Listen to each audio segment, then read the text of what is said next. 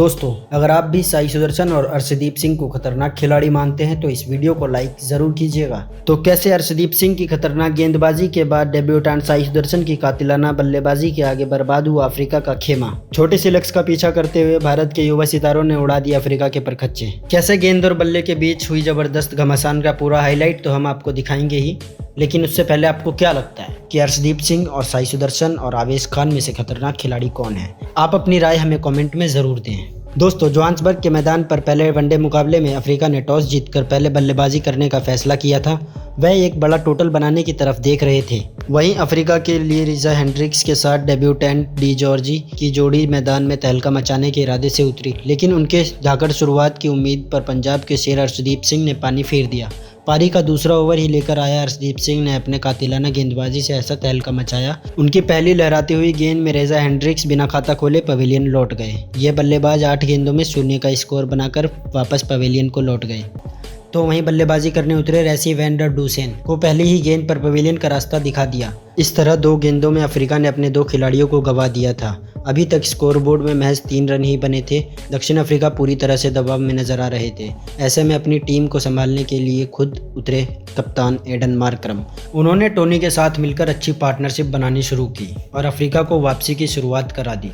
8वां over लेकर आए अर्शदीप सिंह का स्वागत भी टोनी ने तूफानी छक्के से किया और इस गेंदबाज का मोर्चा भी खोल दिया। लेकिन अर्शदीप सिंह को तो आज कुछ और ही करने का इरादा था। अपने ओवर के 5वीं गेंद पर ही टोनी को अपनी जाल में फंसाया और एक बार फिर बड़ा शॉट लगाने के प्रयास में बल्लेबाज भी गलती कर बैठा और विकेट के पीछे केएल राहुल ने आसानी से कैच लपककर भारत को तीसरी सफलता दिलाई। टोनी डी जॉर्जी ने टी20 के रफ्तार में 20 गेंदों में 28 रनों की पारी खेली और पवेलियन की शोभा बढ़ाने लौट गए। और इनके आउट होने के बाद कैप्टन का साथ निभाने के लिए हेनरी क्लासन भी मैदान पर कदम रख चुके थे। इस बल्लेबाज ने एक चौके के साथ अपना खाता भी खोला और इसी बीच इनको एक जीवन दान भी मिल गया।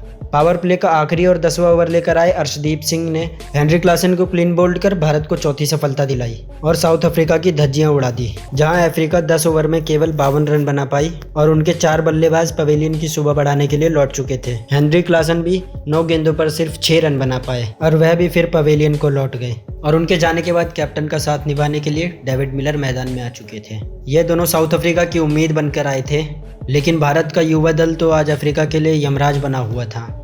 अर्शदीप सिंह के बाद पारी का 11वां ओवर लेकर आए आवेश खान ने तो अफ्रीका की बची खुची उम्मीदों पर भी पानी फेर दिया।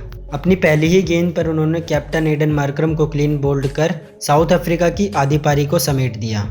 उनकी कातिलाना गेंदबाजी के आगे मार्करम ने भी घुटने टेक दिए और 21 गेंदों पर 2 चौके की बदौलत एडन मार्करम ने 12 रन ही बना पाए।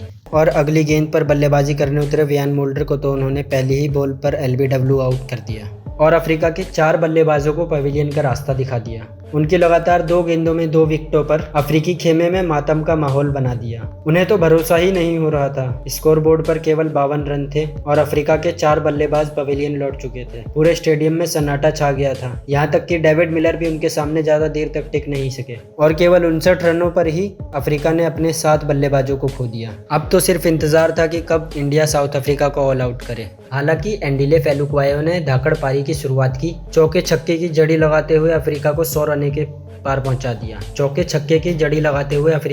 रनों के पार पहुंचा दिया। हालांकि अगले ही क्षण अर्शदीप सिंह के आते ही बल्लेबाज का भी शिकार हो गया और 5 विकेट लेकर अपना पंजा भी रख दिया। एंडिले फेलुक्वायो ने 49 गेंदों में 2 छक्के और 3 चौके की मदद से 33 रन बनाए और आखिरी विकेट को कुलदीप यादव ने चटकाया। 27.3 ओवर में 116 रन बनाकर ऑल आउट हो गई। वहीं भारत के लिए 5 विकेट अर्शदीप सिंह ने चटकाए, 4 विकेट आवेश खान को मिले और 1 विकेट कुलदीप यादव को भी मिले। इस लक्ष्य का पीछा करना भारत के लिए कहाँ मुश्किल था। भारत को जल्द से जल्द जीत दिलाने के इरादे से ऋतुराज गायकवाड़ के साथ डेब्यूटेंट साई सुदर्शन की जोड़ी मैदान पर उतरी, लेकिन अफ्रीका को जल्द से जल्द विकेट की तलाश थी। लेकिन पहले ही ओवर में साई सुदर्शन ने शानदार कवर ड्राइव से चौका बटोरकर अपने इंटरनेशनल करियर की शुरुआत की। वहीं दूसरी तरफ से ऋतुराज ने भी दूसरे ओवर के पहले ही गेंद पर चौका बटोरकर अपना खाता खोला और ये दोनों खिलाड़ी लाजवाब फॉर्म में लग रहे थे। यहाँ तक कि ये दोनों खिलाड़ी अफ्रीका को वापसी का मौका भी नहीं देना चाहते थे। साई सुदर्शन तो डेब्यू के मौके पर ही पूरी महफिल लूटने के इरादे से मैदान पर उतरे थे, लेकिन दूसरे छोर पर ऋतुराज गायकवाड़ उनका साथ छोड़कर चले गए और चौथी ओवर की चौथी गेंद ऋतुराज गायकवाड़ के पैर पर लगी। अफ्रीका ने रिव्यू लिया और उनको पहली सफलता मिल भी गई। ऋतुराज गायकवाड़ 10 गेंदों पर 5 रन बनाकर पवेलियन को लौट गए। और उनके आउट होने के बाद टीम इंडिया को जीत के दहलीज पार ले जाने अब मैदान पर श्रेयस अय्यर उतर चुके थे, जिन्होंने आते ही शानदार कवर ड्राइव से चौके के साथ अपना खाता खोला और 4 ओवर में टीम इंडिया ने 30 रन बना लिए थे। और देखते ही देखते भारतीय बल्लेबाजों ने आसानी से लक्ष्य को हासिल कर पहले वनडे में शानदार जीत का ताज अपने सर पर सजाया। 3 मैचों की सीरीज में 1-0 से बढ़त भी हासिल कर ली। तो दोस्तों, अब आपको क्या लगता है, दूसरे वनडे मुकाबले में टीम इंडिया जीत हासिल कर पाएगी या नहीं? अपने जवाब हमें कमेंट में जरूर दें और क्रिकेट की ऐसे ही शानदार खबरों के लिए हमारे चैनल को सब्सक्राइब, लाइक, कमेंट और शेयर जरूर करें। धन्यवाद।